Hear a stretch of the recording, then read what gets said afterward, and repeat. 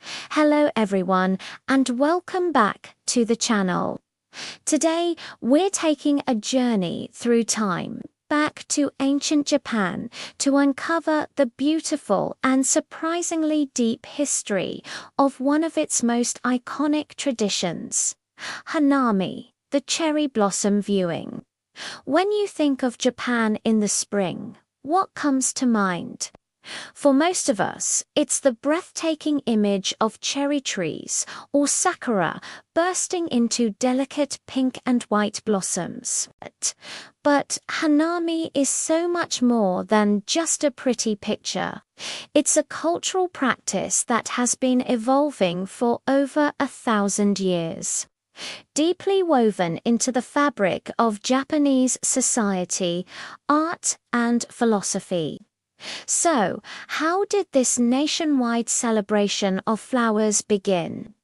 To find the roots of Hanami, we have to travel all the way back to the Nara period in the 8th century.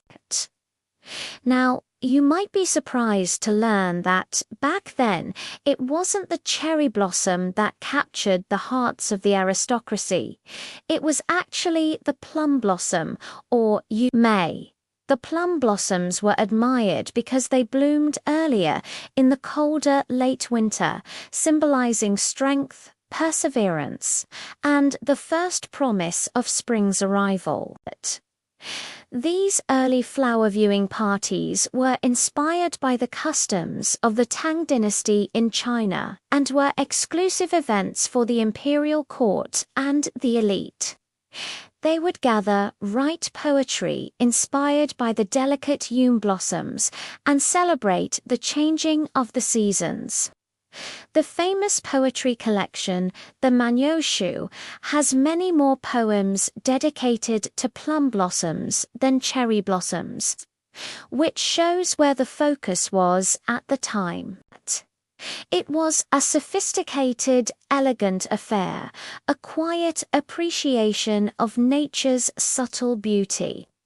But then, as we move into the Heian period, from 794 to 1185, a significant cultural shift began to happen. This was a time when Japan started to forge its own distinct cultural identity, moving away from direct Chinese influence. And with this shift, the focus of flower viewing began to turn from the plum to the cherry blossom. Why the change?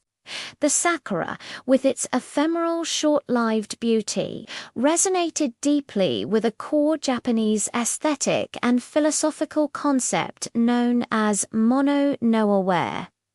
This phrase is a bit tricky to translate directly, but it essentially means a gentle sadness or empathy towards the transience of things.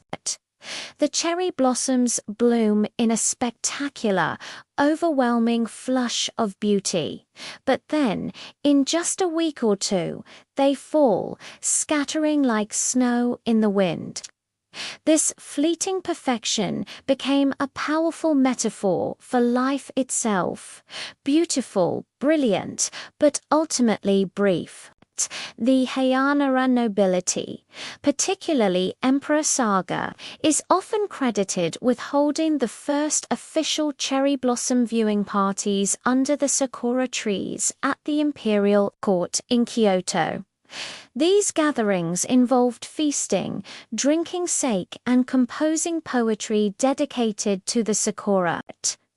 The famous novel, The Tale of Genji, written during this period, is filled with scenes that beautifully capture the aristocracy's deep emotional connection to the cherry blossoms, solidifying their place in the heart of Japanese high culture.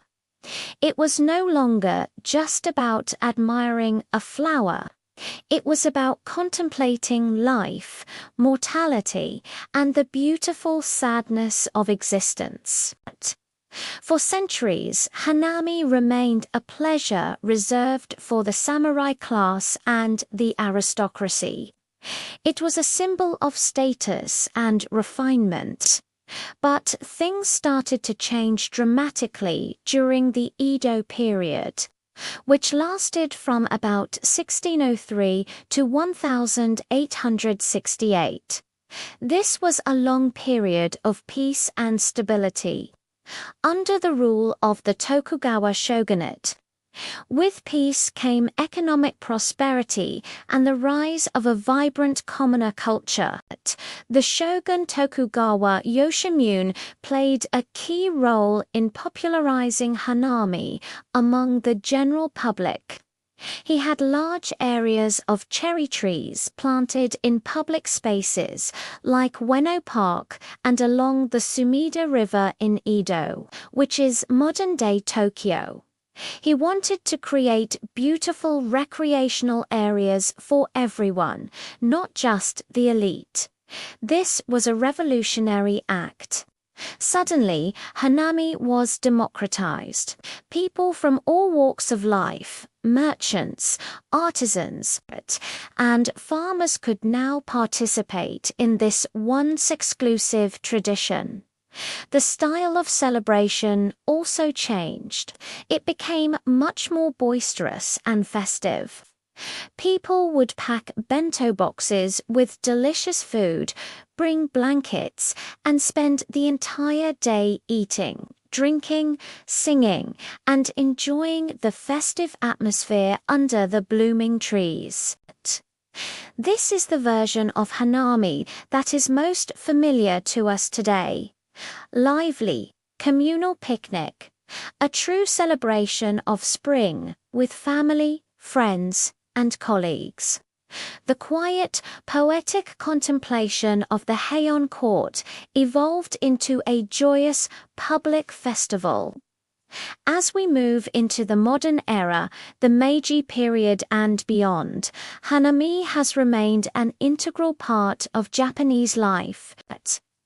The tradition has spread to every corner of the country, with famous blossom viewing spots drawing millions of visitors each year.